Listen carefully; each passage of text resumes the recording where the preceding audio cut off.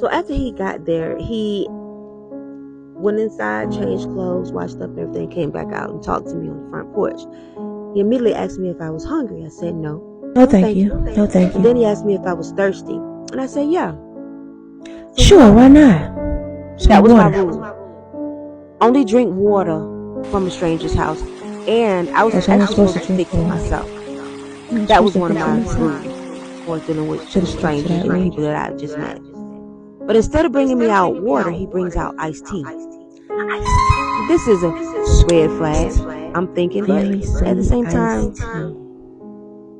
I didn't feel like it was that big of a deal, so it's not that big of a deal. I took the glass of iced tea. It's just tea. So Pharaoh said that his cousin was like a brother to him. He said that he was helping him out by allowing him to live with him there for a while. In this story, I'm calling him Terry. So the guy that he had told me was his cousin, who I'm calling Terry right now, who is his helper around the house. He actually he actually fixed the glass of tea and brought it to me. Well, brought it to Pharaoh, and Pharaoh gave it to me. He was the house Then person. every glass after that, Pharaoh went inside to fix it. Prepared I'll fix it myself, man. And That's brought what it back he out said. to me. Let me fix it. Now this is something that was strange. What's that? The more tea that I drank, the more I wanted. I couldn't get enough. I was so thirsty. The whole time I'm on this porch, Oh, I wanted more and more and more. So thirsty. It was so weird, y'all. I have never experienced this before. Tea. The more tea that I drank, the more tea I wanted. It was like my thirst could not be satisfied. I wanted more and more and more. I would drink a full glass, even tall 8-ounce glasses, and I kept drinking them down. Kept huge glasses. gulping them down, and I just kept gulping them down. And I'm like, what is this? Like, I said, what kind of tea is this? He said, it's just regular tea. And he smiled. It wasn't regular tea. He said, you want some more? And we're going to call his cousin Terry. He said, Terry, come fix us some more. So Terry got the glass. He'd go in there, he'd pour me some more, he'd bring it back out. I would drink the whole show going. And I wanted some more. It was so weird. Now that I think about it, it was so weird to me. I had never been so thirsty and dry mouthed in all of my days.